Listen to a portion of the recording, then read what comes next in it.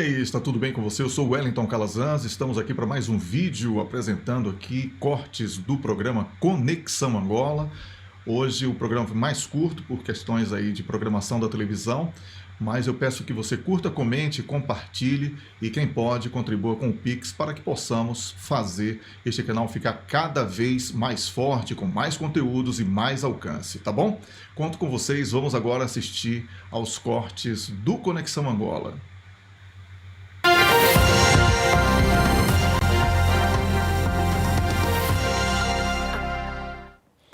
Olá, muito boa noite. Bem-vindos ao Conexão Angola, o seu programa de análise e comentário, atualidade internacional aqui na TPA Notícias, todo o sábado a esta hora.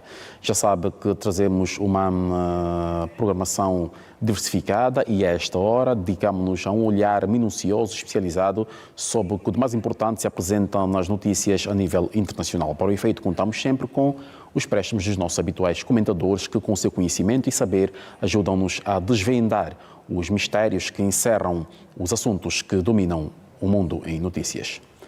Para o efeito, passo então a cumprimentar e a apresentar os nossos comentadores desta noite e cumprimentamos também outro comentador habitual aqui no Conexão Angola que nos fala a partir de Estocolmo, na Suécia, jornalista, especialista em comunicação integrada, Wellington Calazans. Muito boa noite, bem-vindo a mais uma Conexão.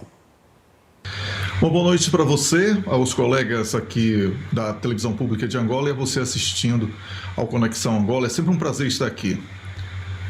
Obrigado, Wellington. E vamos então começar com o Wellington justamente fazendo um olhar para aquilo que está a encerrar agora no Azerbaijão e que Angola também esteve a participar ao mais alto nível, com a presença da vice-presidente da República, Esperança da Costa, que esteve a chefiar a missão angolana ao Azerbaijão, que esteve a analisar então na COP29, a Cimeira das Nações Unidas para as Alterações Climáticas.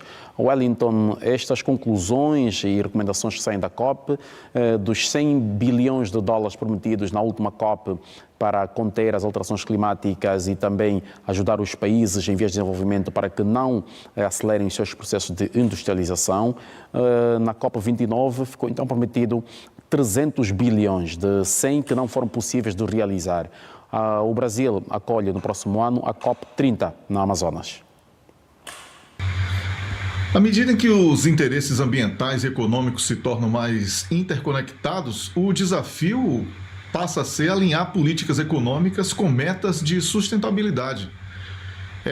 A gestão eficaz da transição energética que pode consolidar um equilíbrio entre considerações econômicas de curto prazo e imperativos ambientais de longo prazo, que paralelamente passam a ser debatidos, mas acabam por desafiar aquilo que se pretende não apenas para o futuro, mas também para a atualidade da chamada economia verde. Apesar dos desafios, a invocação e a cooperação internacional podem impulsionar aquilo que chamam de economia verde como uma força importante para o progresso global, aproximando aí o mundo de superar um dos desafios mais urgentes da humanidade, que é o desenvolvimento sustentável. No entanto, é utópico acreditar que os combustíveis fósseis irão ser substituídos de uma hora para outra. Também, neste encontro, no Rio de Janeiro, foi estabelecida uma aliança global para combater a fome com o objetivo de encontrar maneiras de implementar políticas públicas e desenvolver tecnologias sociais que combatam a fome. Angola, inclusive, apoia a ideia e participa dela. No entanto, o presidente de Angola, João Lourenço, foi muito mais pragmático ao destacar a importância da agricultura familiar, pois, como sabemos, o agronegócio hoje, apesar de ser muito importante, é muito mais uma commodity de exportação do que um meio de abastecimento dos mercados internos. Então, muitos analistas apontam que essas metas propostas, elas podem não ser suficientes para o cumprimento total daqueles chamados objetivos do Acordo de Paris. Assim como muitos consideram, eu me incluo nisso, utópicas as expectativas de combate à fome e à pobreza para 2030. O mundo está conturbado, com diversas guerras e instabilidades regionais. Interesses conflitantes estão em disputa e a África do Sul, que será o próximo país anfitrião do evento, terá inúmeros desafios para que algum resultado prático possa ser celebrado, até lá. Mas temos que torcer. É isto. Do Wellington Calazans, então com este comentário inicial, iremos então para um outro assunto que também está a marcar a atualidade. Voltamos a ter em agenda mundial o conflito Rússia-Ucrânia, desta feita com novos desenvolvimentos. Aqui falamos mesmo do cruzar de linhas, mais concretamente falando da questão das linhas vermelhas, várias vezes aclamadas por Moscovo, e também as luzes verdes, agora acionadas pelo Ocidente para que a Ucrânia se defenda da invasão russa. Wellington Calazans, o que dizer do novo cenário? A Rússia foi alvo de um ataque ucraniano com armas até agora que a Ucrânia não podia usar, dos Estados Unidos da América e também do Reino Unido, e em resposta à Rússia, primeiro Vladimir Putin anunciou o alargamento das armas nucleares, portanto alterou a doutrina nuclear do país e também utilizou em forma de teste uma nova bomba. É importante destacarmos que não houve uma autorização formal dos Estados Unidos da América. O Volodymyr Zelensky usou armas de longo alcance com autorização do New York Times e de fontes do governo não mencionadas nominalmente, publicados como algo consolidado. Isto é um risco, pois não sabemos sequer se é justo culpar Joe Biden por ter exposto a vida na terra ao risco existencial por uma alegada decisão de Washington que foi publicada na imprensa apenas, de entrar em guerra com a Rússia. O governo russo foi claro ao expor que uma decisão de disparar mísseis contra a Rússia significaria que o Ocidente estaria em guerra com a Rússia. No entanto, o Ocidente nada fez para que o insano Volodymyr Zelensky disparasse mísseis contra a Rússia. Para piorar, alguns países como França e Reino Unido, disseram que iriam autorizar também o lançamento das suas armas de longo alcance contra a Rússia. Putin respondeu com uma demonstração de um novo míssil hipersônico que destruiu completamente uma instalação de produção de armamentos na Ucrânia. E como eu tenho falado aqui de maneira repetida, exaustiva no programa e nos meus comentários em outros espaços aqui da TV, e para o nosso público de um modo geral, o míssil viaja a uma velocidade que o Ocidente não tem capacidade de interceptar e foi projetado para transportar ogivas nucleares. Esta foi mais uma contundente mensagem para o Ocidente. Na prática, Vladimir Putin mostrou que se a NATO persistir na sua guerra com a Rússia, os países membros podem esperar destruição generalizada. A Alemanha tenta descolar deste ambiente que conduz o mundo a um hecatombe depois que muitos erros e muitos prejuízos econômicos foram produzidos naquele país. Então, Olaf Scholz abriu a porta do diálogo com Vladimir Putin e expôs aí a NATO e a União Europeia a uma situação de alerta, pois esta reaproximação representaria uma tentativa individual da Alemanha de evitar a própria ruína econômica, enquanto os países membros da NATO aguardam para saber como será os Estados Unidos sob o comando de Donald Trump.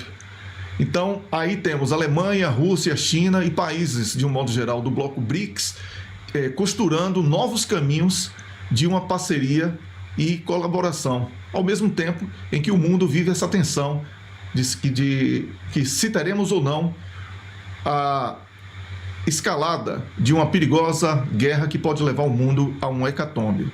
É isto. Obrigado, Wellington. Vamos agora olhar para o outro lado do globo, justamente nos Estados Unidos da América, onde Donald Trump, após a sua confirmação como presidente eleito, já começou a dominar as notícias um pouco por todos os dias e por todo o mundo. Há notícias sobre Trump e sobre a sua administração, a futura administração, em todos os noticiários internacionais quase que diariamente. Desta feita, agora continua a falar-se na composição do governo, mas Trump já observa a primeira desistência no grupo de escolhidos. Portanto, falamos aqui do homem que Trump havia escolhido para ser o seu Procurador-Geral da República, portanto, Matt Gaetz, que está envolvido num processo de acusação de ter mantido relações sexuais com uma menor e está então a enfrentar um processo judicial e veio agora à tona este caso na imprensa e por isso o Gaetz acabou por desistir. Trump já elogiou o gesto deste seu amigo, quem tinha convidado para integrar a sua administração, tendo dito que louva a coragem deste e já indicou um outro. Portanto, os nomes continuam a surgir. Agora falamos da questão das finanças, a questão do tesouro e é Donald Trump a continuar a fazer notícias quase que diariamente. Wellington. Importante que você tenha trazido aqui este tema como uma das breves, né? Uma pena que o programa, além de estar muito curto hoje, nós temos aqui este tema como breves, porque poderíamos falar muito mais sobre expectativa em torno do governo Trump. Mas este anúncio, né, de Matt Gaetz na quinta-feira, através das redes sociais dele mesmo, de que retiraria o seu nome porque não quer se tornar uma distração para o trabalho da equipe de transição de Trump, embora tenha tido excelentes reuniões, segundo ele, com senadores, não vai ser algo que poderá ser visto como um transtorno, porque, primeiro, estamos falando sobre a formação de uma equipe de transição e também já há um nome aí que é da Pam Bondi, que foi advogada de Donald Trump e que agora ela pode se tornar a Procuradora-Geral dos Estados Unidos da América. E muitos falam que isso pode significar também uma indicação de Trump para uma espécie de caça às bruxas, o que eu não acredito muito que irá acontecer. O certo é que isto pouco vai alterar a expectativa em torno do que será o governo Trump. Ele muito pouco provavelmente vai conseguir pôr em prática todas as suas promessas de campanha. Os desafios são muito grandes, internos e externos dos Estados Unidos da América. O mundo, obviamente, fica atento a cada movimento na formação do governo Trump. Dentro dos Estados Unidos da América já existe hoje uma formação de obstáculos ao que será o governo Trump por parte dos democratas, que perderam o Senado, perderam a Câmara Baixa, perderam a maioria na Justiça e a presidência da República, ou seja, ficou sem poder algum e começa já um trabalho de oposição minando, inclusive através do tumulto internacional, também devemos observar isso, mas também das questões internas norte-americanas, tentando criar obstáculos para que Donald Trump não reine absoluto. Na expectativa democrata aí em 2 anos, nas próximas eleições parlamentares norte-americanas, os democratas possam ter algum fôlego para retomar o poder. Mas isso aí é uma outra história que nós vamos comentar em algum outro momento. Obrigado, Wellington. Vamos agora olhar aqui muito brevemente, já na reta final do nosso programa. Começo primeiro pelo Wellington, para olhar para o desenvolvimento que tem a ver com o Médio Oriente. Esta semana, o Tribunal Penal Internacional acabou por emitir mandato de captura contra Benjamin Netanyahu, o primeiro-ministro de Israel, o antigo ministro da Defesa Yoav Gallant, que foi demitido muito recentemente por Benjamin Netanyahu, e também contra o líder do Hamas. Uma lista que do Hamas incluía mais outros 2 militantes, estes 2 já falecidos, portanto, Yahya Sinwar e também o antigo líder político do grupo que morreu no Irão. O Estado de Israel já reagiu. Benjamin Netanyahu diz que os juízes dos procuradores do TPI estão a levar a cabo uma campanha antissemita. Portanto, fala aqui de uma perseguição pessoal e não olha para aquilo que são as acusações que, de facto, pesam sobre si. Pois é, mais uma breve aqui que mereceria um programa inteiro, né? Estamos falando aqui sobre algo muito importante que está acontecendo. Na quarta-feira, nós já havíamos criado uma expectativa, todos nós que acompanhamos muito as notícias, em torno do que iria acontecer sobre o pedido de cessar-fogo, que lamentavelmente os Estados Unidos da América vetaram uma resolução do Conselho de Segurança das Nações Unidas, pedindo um cessar-fogo imediato, incondicional e permanente em Gaza, apesar do apoio de 14 membros. O representante dos Estados Unidos da América nas Nações Unidas considerou que a exigência de libertação imediata de reféns não era suficiente, o que é um absurdo. Enquanto isso, a crise humanitária em Gaza persiste, com autoridades de saúde estimando mais de 44 mil mortos por ataques diretos de Israel, a maioria, obviamente, civis aí, crianças, mulheres e idosos, e mais de 2 milhões de deslocados.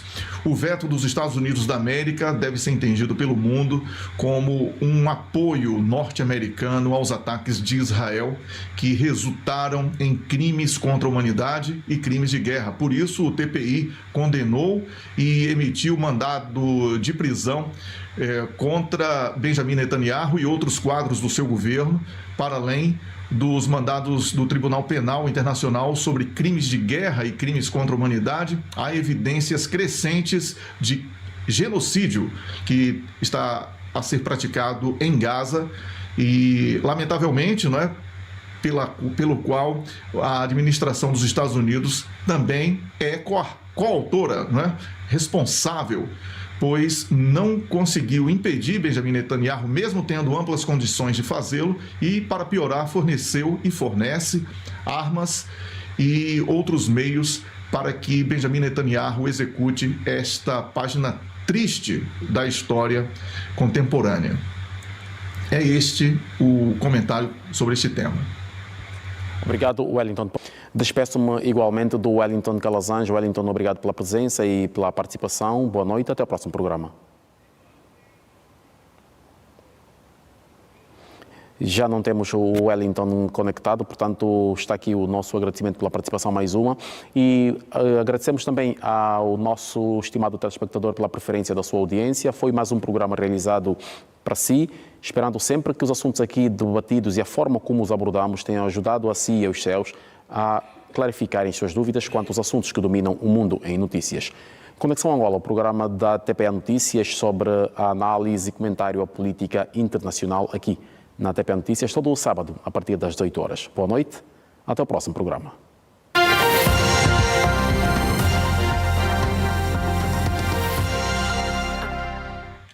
Você assistiu aos cortes do programa Conexão Angola, que foi ao ar hoje, e eu agradeço a você pela sua participação aqui no chat e também colaborando para que o nosso canal fique cada vez mais forte. Continue curtindo, compartilhando e comentando, e quem pode contribui com o Pix para que este canal fique cada vez melhor, cada vez mais forte, porque nós fazemos ele com muito carinho para você, tá bom? Um grande abraço e até o próximo vídeo.